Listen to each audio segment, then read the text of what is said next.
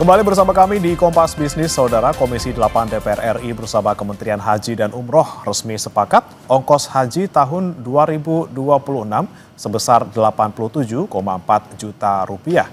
Biaya ini turun 1,2 juta rupiah dibanding biaya haji tahun lalu. Per satu kloter yang sama. Komisi 8 DPR RI dengan Kementerian Haji dan Umroh sepakat memotong biaya haji hingga 1,2 juta rupiah. Setelah dipotong subsidi, nantinya jemaah haji wajib membayar sisanya sebesar 54,1 juta rupiah. Ketua Komisi 8 DPR RI memastikan fasilitas haji tahun 2026 tetap dimaksimalkan dan tidak akan mengganggu kenyamanan jemaah haji yang akan beribadah. Kami bersepakat dan berkomitmen dengan pemerintah bahwa kita telah mengunci di awal pelayanan tetap terbaik bagi jamaah, baik pemondokan, baik konsumsi, transportasi, itu semua kita kunci dengan kualitas terbaik, dengan spesifikasi yang sudah ditentukan. Kita meyakini bahwa itulah yang terbaik buat jamaah. Bukannya Sapa Indonesia Pagi?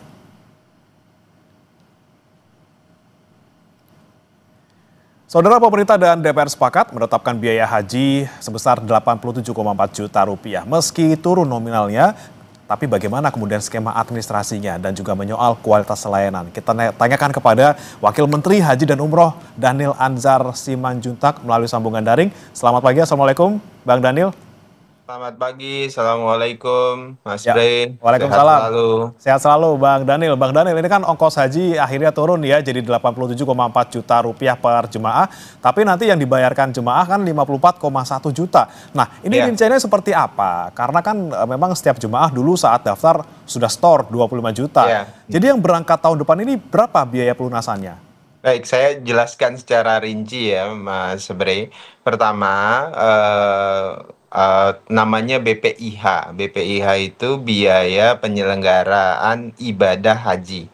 Nah, biaya penyelenggaraan ibadah haji yang akan digunakan oleh Kementerian Haji dari total keuangan haji, dalam hal ini setoran dari BPKH dan kemudian setoran dari jamaah, itu adalah tahun ini menjadi 87.409.365 rupiah, turun sebesar 2 juta dibandingkan tahun yang lalu. Tahun lalu itu sekitar 89.410.259 rupiah. Jadi BPIH-nya turun jadi 2 juta. Tadi saya sebutkan dari 89 jadi 87 juta tahun ini. Nah, dari komponen 87.409.000 rupiah tersebut nanti dibagi dua komponen, yaitu 54.193.807 rupiah itu yang dibayarkan jamaah, itu yang disebut nanti istilahnya BIPIH atau biaya perjalanan ibadah haji yang akan dibayarkan jamaah sebesar 54.193.807 rupiah. Nah, kan tadi pertanyaan Mas Bre, berapa yang akan dibayarkan jamaah? Ketika jamaah dulu mendaftar beberapa tahun yang lalu, ketika mereka ambil nomor porsi, mereka kan sudah membayar 25 juta. Berarti yang akan dilunasi oleh jamaah itu tinggal dikurangi. Jadi 54 juta yang sekarang jadi BIPIH atau biaya perjalanan ibadah haji itu dikurangi 25 juta. Yang akan dibayar jamaah tinggal 24 juta, berarti 54 kurang 25 juta. Ya? Berarti yang akan dibayarkan jamaah itu sekitar 29 ya, 29 juta. Nah, 29 juta itu masih akan dikurangi oleh oleh Kementerian Haji dari virtual account. Virtual account-nya jamaah dari nilai manfaat. Jadi kan jamaah 25 juta itu mereka taruh ke bank penerima setoran yang dikelola oleh BPKH. Mereka punya virtual account. Di virtual account itu selama masa menunggu pasti ada nilai sharing nilai manfaat dari BPKH. Rata-rata itu sekitar 2 jutaan. Sehingga kemungkinan rata-rata jamaah di seluruh Indonesia itu akan membayar sekitar 20, berarti kalau 29 kurang 2 juta 27. lah, berarti sekitar 26 jutaan. Mm. Estimasinya itu. Nah, Oh, tergantung nanti di apa dari embarkasi mereka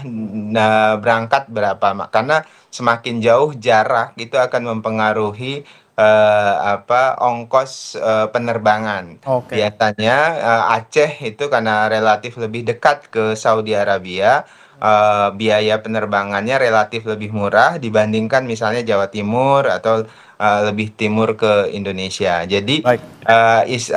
BPIH-nya turun 2 juta, BP-nya itu turun sekitar 1,2 juta. Hmm. Jadi prinsipnya adalah Mas Bre, ongkos naik haji ini seperti perintah Presiden Hmm. Prabowo Subianto itu konsisten kita turunkan. Baik. Namun sebenarnya Mas Bre, kalau kita mau hitung-hitungan menggunakan pendekatan financial cost atau economic cost, sebenarnya ini adalah tantangan yang berat. Kenapa tantangan yang berat? Karena satu sisi dolar dolar patokan dolar kita tahun ini kan sekitar 16.500, sedangkan tahun lalu 16.000. Hmm. Sehingga kalau kita hitung menggunakan pendekatan keekonomian, itu sebenarnya harusnya naik sekitar 2.700.000. Oke. Baik. Namun komitmen Presiden ingin minta kita untuk memangkas semua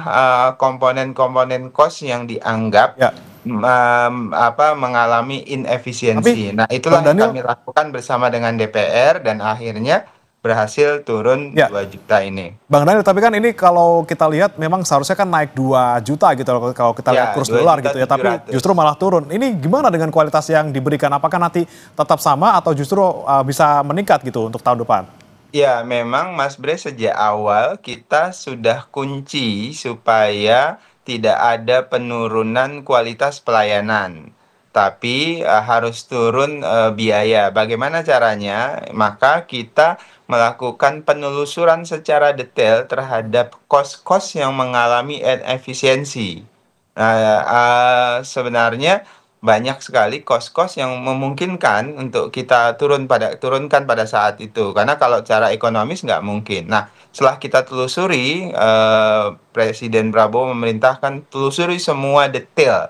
Karena di detail-detail itu yang sering saya sebutkan ada potensi kebocoran. Hmm. Maka kemudian kami telusuri detail-detail itu bersama dengan Komisi 8, maka berhasillah kita bisa turunkan sekitar 2 juta itu. Baik. Jadi pelayanan tidak akan sama sekali mengalami penurunan, malah justru PR kami adalah menaikkan pelayanan. Hmm. Kenapa? Karena misalnya ya terkait dengan pelayanan di Yarmusna, pemondokan ya, Oke. kemudian akomodasi, itu sangat memungkinkan kita untuk justru Hmm. mengupgrade pelayanan-pelayanan itu tadi. Nah, ini Kenapa? Karena tantangannya Bang Daniel ya, ya betul, bagaimana tantangannya meningkatkan itu. di kala efisiensi ini. Tapi Bang Daniel, selain biaya haji yang turun ini kan juga masa tunggu disamaratakan jadi Ya, 26 tahun nih. Ini mulai berlakunya kapan? Ini buat pendaftar baru yang baru daftar atau juga berlaku buat pendaftar yang sebelumnya sudah mendaftar? ya, ini berlaku untuk seluruh pendaftar. Artinya Hmm. begini, pertama, selama ini perhitungan kuota per provinsi kita itu tidak transparan, tidak Hmm. akuntabel. Bahkan temuan BPK menyatakan bahwasannya ada pelanggaran undang-undang terhadap perhitungan kuota karena tidak sesuai dengan formula yang ada di undang-undang, Hmm. ada afirmasi dan sebagainya. Nah, tahun ini kami bersepakat dan Pak Menteri, saya, kemudian DPR menyatakan kita ingin sepenuhnya berdasarkan undang-undang. Oke. Jadi semua masyarakat publik bisa membuka datanya. Misalnya begini, formulanya itu adalah Mas Bre, ini sebagai Hmm. edukasi kepada masyarakat. Jadi formulanya itu adalah jumlah kuota provinsi sama dengan daftar tunggu per provinsi dibagikan jumlah daftar tunggu nasional dikali kuota haji nasional.